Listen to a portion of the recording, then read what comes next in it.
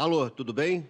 Começa agora mais um CREA Debate, programa que se propõe a debater, discutir e indicar soluções para as políticas públicas do Estado do Rio de Janeiro. E iniciamos com a seguinte questão, para já aquecer o nosso debate.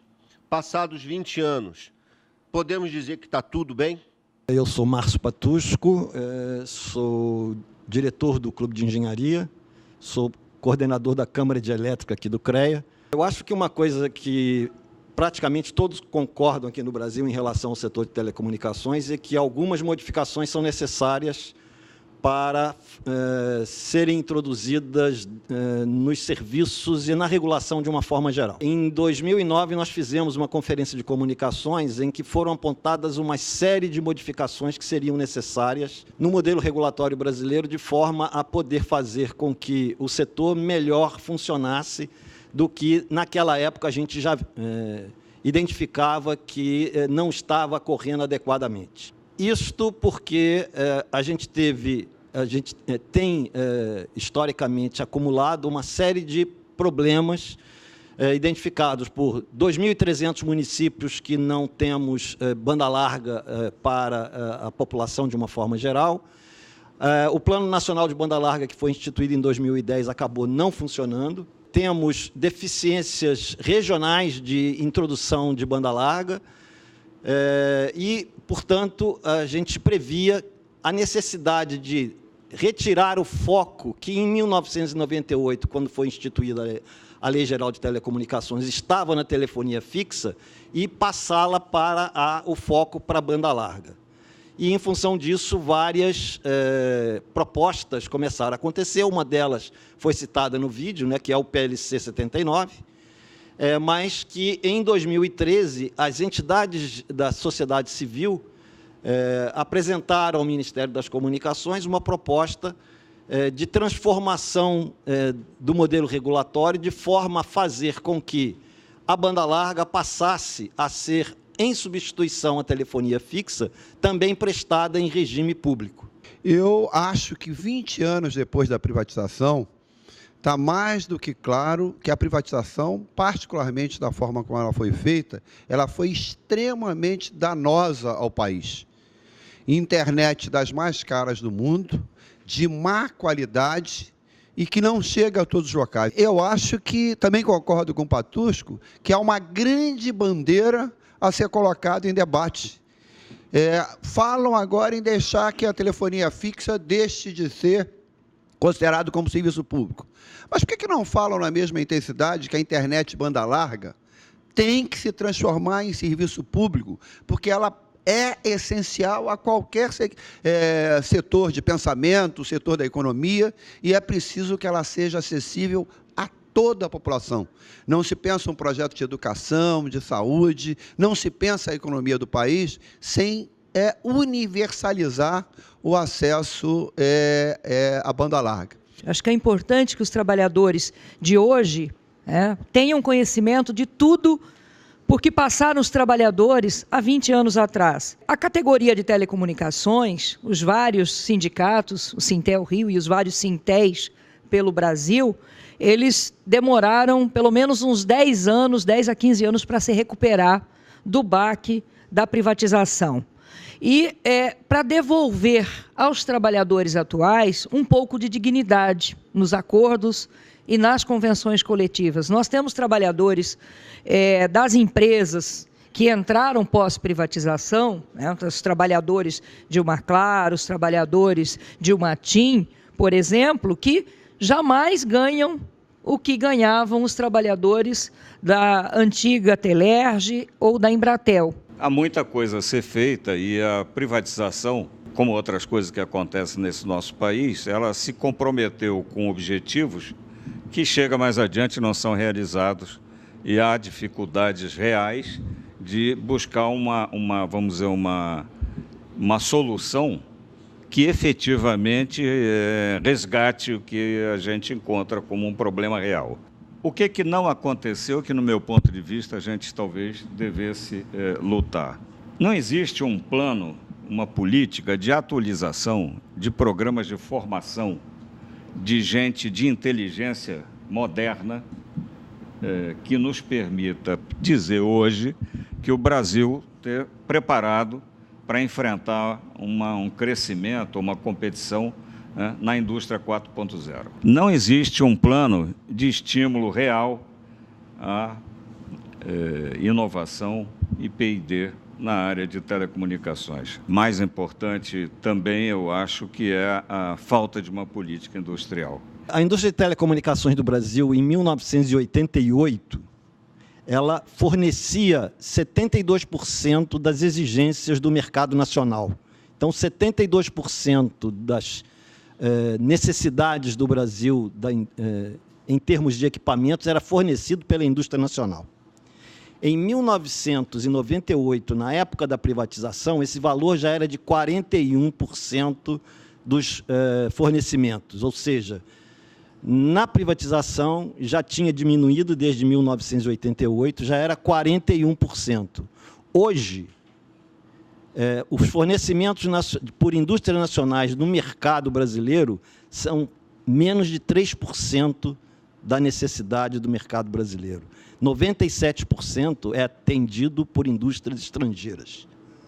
Então, isso dá medida da desnacionalização que foi executada na área de telecomunicações desde a privatização.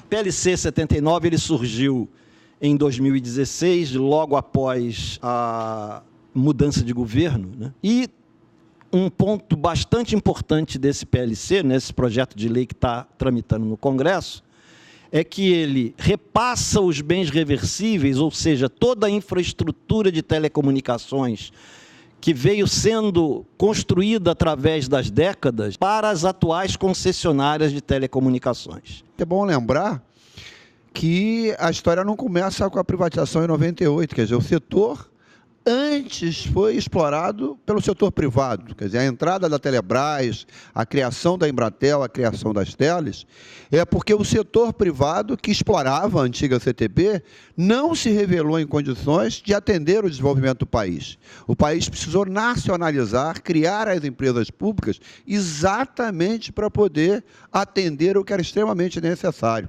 Porque eu acho que o que a gente precisa nesse setor e em outros é debate, é diálogo, é ouvir opiniões, proposituras, informações diferentes, para, a partir do debate e do diálogo, sair da situação difícil em que a gente está. O meu ponto de vista, a minha fala não é nem provocativa, nem necessariamente conflitante. A diferença é que eu imagino que a gente tem que focar a forma em que e o tempo em que essas modificações possam ser feitas. Porque, ao longo desses 20 anos, estávamos todos atentos e os resultados foram esses que estão aqui. O que precisa ser feito? Como é que a gente reverte? Porque o meu entendimento, quando ontem eu vi por acaso, até por acaso, na televisão, no agronegócio, 1/3 das empresas de porte de agronegócio, só 1/3 tem acesso à banda larga. Quer dizer, eu vou dizer alguma coisa, nós todos somos responsáveis por essa situação. Como é que isso muda? Como é que de fato, né, a gente não venha a ter um CPQD, mais 10 centros de pesquisa? Como é que a gente pega e faz uma onda de atualização? A minha posição é essa, é tentar pensar como é que a gente reformula, qual é a disrupção necessária. Hoje nós temos uma grande dificuldade em negociar com as empresas de telecomunicações no patamar que estas empresas vêm impondo há 20 anos nas negociações. As perdas salariais, as perdas nos benefícios com os reajustes são gigantes. Se nós acumularmos o que os trabalhadores já perderam de 98 até o presente momento, né, nós vamos ter aí cifras de 30%, 40%. Em 2 anos, nós fizemos um levantamento de 2013, 2015, de operadora para operadora, os trabalhadores perderam de 5% a 10% nos seus reajustes salariais. Só que eu quero lembrar aqui que todas essas empresas e também as terceirizadas delas, do setor de teleatendimento, elas receberam desonerações do governo federal. Estas empresas tiveram suas folhas desoneradas para investir, né, em qualificação, em treinamento, em contratação de trabalhadores, em ampliação dos seus quadros, e isso não aconteceu.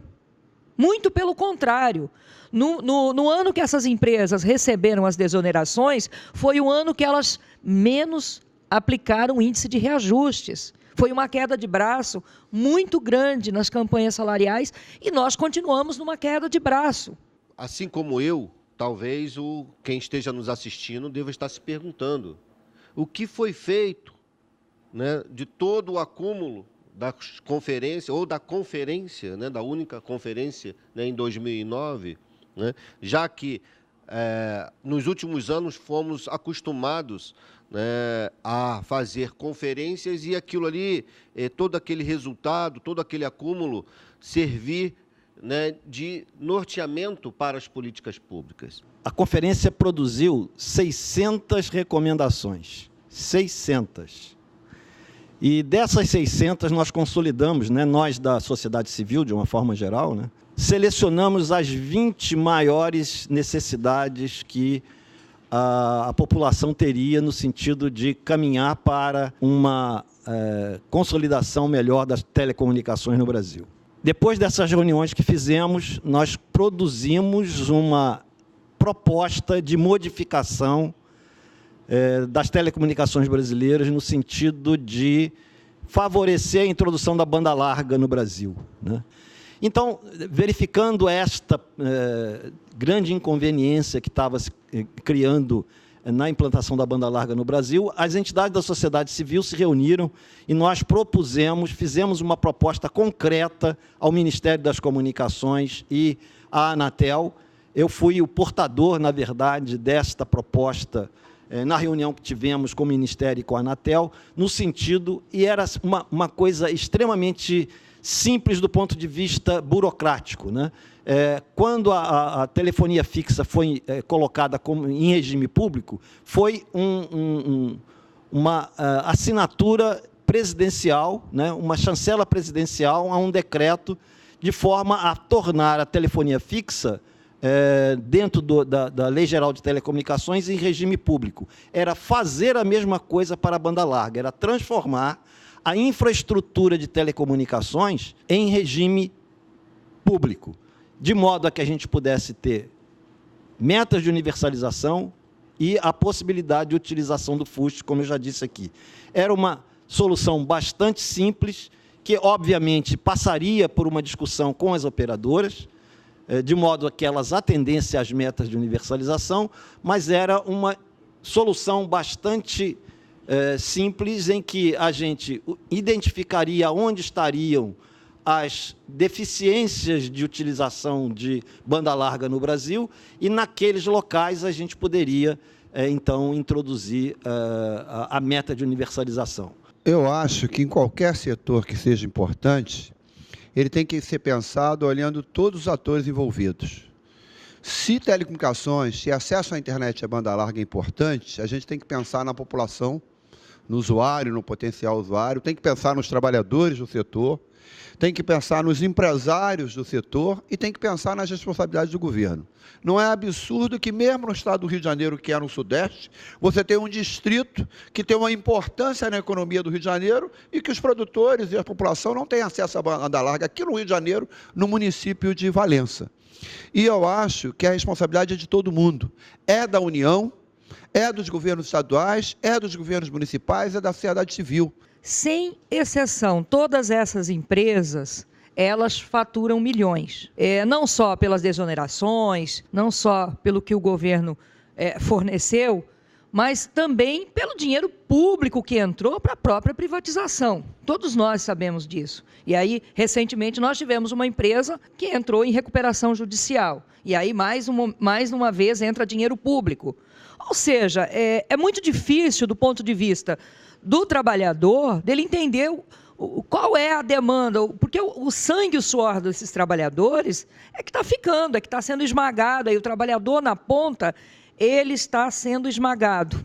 com seus salários baixos, com seus benefícios que jamais foram recuperados do ponto de vista de quando eles eram trabalhadores de uma estatal, né? Nós estamos aí há 20 anos lutando e até hoje nós não conseguimos recuperar o mesmo patamar salarial de antes. Agora, há que se ter uma política voltada para isso, principalmente para cobrar dos empresários de telecomunicações que eles façam o investimento necessário. Já foi dito aqui, já foi colocado, né? Até o Luiz acaba de colocar isso na sua fala, como se encontra essa questão da formação e da absorção? Será que quem está nos acompanhando pela televisão vai se animar e entrar para essa área?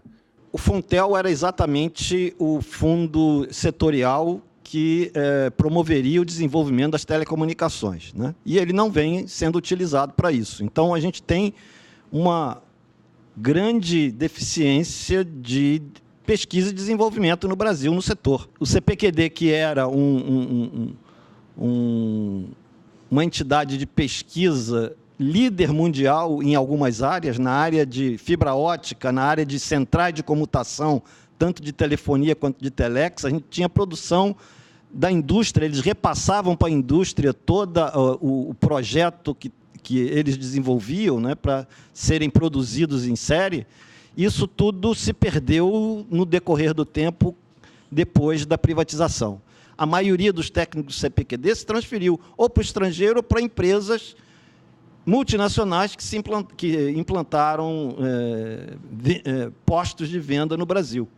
A decisão da privatização, que ocorreu há 20 anos atrás e que não foi sem resistência, ela traz efeitos danosos ao país até hoje.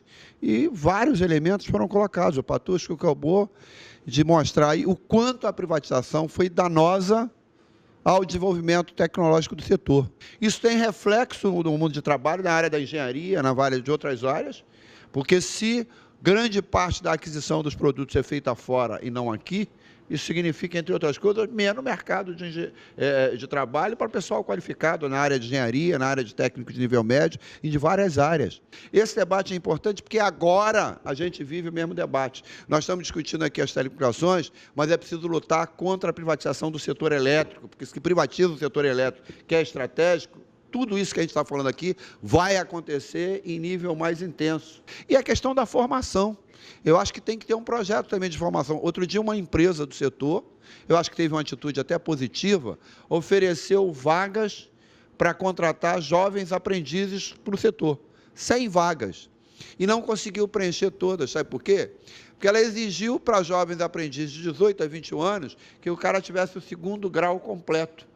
Ele queria contratar esse pessoal em comunidade, e a maioria do pessoal da comunidade, nessa faixa de idade, a gente tem que inverter isso, exatamente. Você teria que contratar o cara que pudesse, ao receber uma bolsa como jovem aprendiz, ao estar operando quase que como estagiário 3, 4 horas por dia, pudesse ser incentivado a estudar. Nós temos trabalhadores extremamente qualificados. O Sintel Rio, inclusive, nós tínhamos um colégio lá, o Colégio Grambel, responsável pela formação de diversos técnicos, mas é claro que o mercado amplia e o setor profissionalizante também. Hoje nós temos parcerias com a Electra, outras entidades, e tem também curso nas universidades de técnico em telecomunicações, engenheiros de telecomunicações. Profissionais nós temos, e tem muitos profissionais, mas não tem mercado. Por quê? Porque com a unificação dessas empresas, dessas operadoras, esses setores foram sendo reduzidos e demitidos os trabalhadores. E isso continua acontecendo. Porque todas as operadoras, de alguma forma, elas fizeram esse processo de incorporação. Né? A Vivo com a GVT, né? A TIM, né? Namorando a Oi. Esse processo é um processo que ele tende a caminhar, inclusive. As operadoras, elas já têm a rede delas e elas só se interessam em ampliar a rede em áreas, né, maiores. Nós temos bairros, comunidades que não têm sinal. Né? Você pode ir para algumas áreas aqui do Rio de Janeiro, em algumas comunidades, algumas favelas, que não têm, áreas periféricas não têm sinal de celular. E aí não há interesse na operadora em expandir esse sinal. E não vão fazê-lo se não tiver a mão pesada do poder público para cobrar. Em países onde as telecomunicações não estão indo bem, né, ao invés das agências atuarem de forma mais branda, né, como está se pretendendo aqui no Brasil pelo PLC 79, né, transformar as concessões em autorizações com maiores abrandamentos nas exigências aos prestadores de serviço, os países que têm agências atuantes, né, eles fazem exatamente o contrário. Eles exigem mais do prestador de serviço no sentido de que eles atendam às exigências da população, né? Então, me parece um contrassenso total o PLC 79, numa época em que as nossas telecomunicações não estão com resultados satisfatórios, fazer um abrandamento das exigências de telecomunicações. Nós temos que fazer exatamente o contrário, ou pelo menos exigir alguma coisa a mais dos prestadores de serviço, no sentido de que eles atendam às exigências da prestação do serviço adequado no Brasil. Como cidadão, consumidor, eu queria levantar algo aqui para vocês. A sociedade tem uma percepção de que melhorou muito. É uma percepção real, né, de que melhorou? Quando houve a privatização, eu não sei qual a opinião dos outros debatedores, nós estávamos numa fronteira tecnológica, estamos saindo do analógico pelo digital. E o digital abriu um conjunto enorme de possibilidades de melhoria no atendimento à população. As empresas públicas que operavam na época, com as tarifas muito abaixo do mínimo que seria aceitável para que elas investissem, se fosse dado condições a elas de investimento, com o avanço que estava chegando ao setor, com o trabalho, por exemplo, do CPQD, que o Patusco cruzou bem, seguramente melhorariam enormemente o atendimento da população. O que tem que se medir a qualidade boa ou ruim dos prestadores de serviços, por exemplo, é com relação à questão do acesso à internet banda larga. Então, é enganoso essa percepção, porque, eu repito aqui, o setor de telecomunicações é um dos setores campeões de reclamação do PROCON. Nós só teremos a população bem servida se as operadoras estenderem as suas redes. Parece que foi bom, que foi boa a privatização para algumas pessoas, porque elas puderam comprar o seu celular, né, demoraram um tempo, e puderam adquirir um celular que não tinham antes. Só que grande parte da população, aqueles que moram nos rincões, eles não têm celular, né? Eles não têm nem um telefone fixo. Nós temos muitos moradores de periferias, nós temos muitos moradores de municípios, comunidades menores, que não têm nem o telefone fixo ainda. Então, acho que essa cobrança tem que vir por parte da própria Anatel, de cobrar e ter políticas públicas voltadas para o setor, né, para obrigar que as grandes operadoras estendam as suas redes, porque a gente sabe muito bem que elas não querem fazer isso. Nós que somos funcionários, nós sabemos na prestação de contas, quando tem lá as metas da participação nos lucros, porque cobram dos trabalhadores, mas está faltando, né? Por que não teve investimento? Por que não ampliou a rede? Não, mas não dá, porque é muito caro, porque a nossa rede o nosso custo vai aumentar. Então, o que as empresas, as grandes operadoras querem é aumentar o seu lucro. A gente cada vez mais trabalha, opera e vive num ambiente mais tecnológico, do qual a gente menos entende. Cada vez menos a gente sabe, as gentes, né, todos nós, não sabemos como operam, como funcionam coisas que a gente está usando. O processo da privatização não foi diferente. Eu acho que melhorou, sim, do ponto de vista que cada um que não tinha, rapidamente, com a introdução do telefone celular, eu me espantei, na época, de ver um senhor, um burrinho sem rabo, com telefone. Hoje todo mundo usa. Mas ele era um espanto no local que eu vi, porque ele estava utilizando uma ferramenta nova que deu uma eficiência para o trabalho dele que não existia antes. Então, enquanto o Brasil evoluiu com esse tipo de coisa que a gente está, vamos dizer, avaliando agora, no exterior, não necessariamente na ponta do desenvolvimento, mas no exterior muita coisa foi diferente, né, em relação ao custo, à abrangência, né, à diversificação. Então, é uma satisfação referida à história, mas não é uma satisfação do nível que a gente está discutindo, que é referido às possibilidades. Então, eu não quero tirar isso de foco. A gente tem que imaginar de que forma a gente vai garantir que as novas promessas que se obtenham, para que mais adiante um bocadinho, a gente não se sente, ou meu filho, né? Daqui a 15 anos, olha, aquela conversa, veja só, ainda não foi feito isso, aquilo. Né? Existe um sentimento de que as coisas estão bem para uma parte da população que é o usuário. A percepção de que pode ter melhorado, né, ela é inexorável. É o desenvolvimento tecnológico que aconteceu nos últimos 20 anos. Nós não tínhamos internet quando foi feita a privatização, a incipiente internet, né? Celular estava começando naquela época.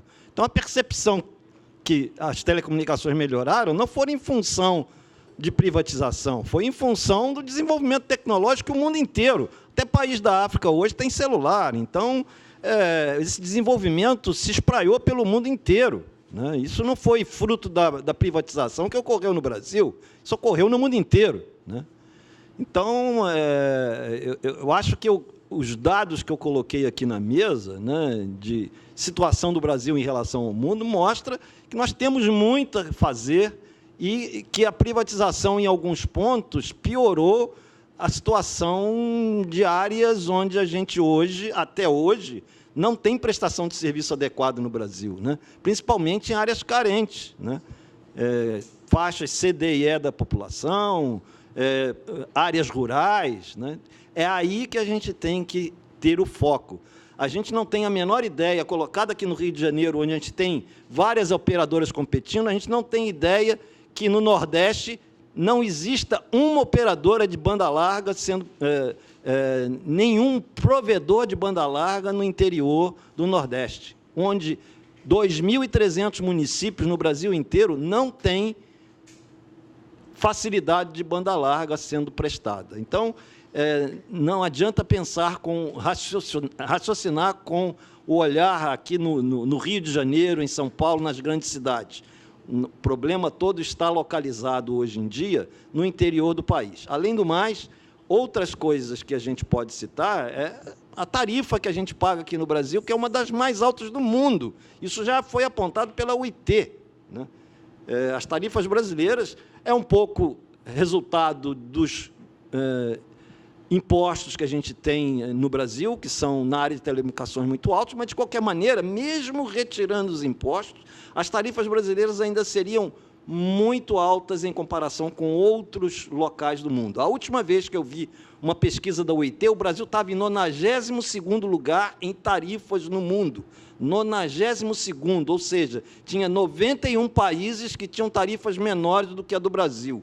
Então, isso é uma situação que a gente nem percebe, na verdade. Na hora em que a gente tem uma tarifa de TV por assinatura, uma tarifa de celular, são tarifas altíssimas, na verdade, em comparação com outros países do mundo.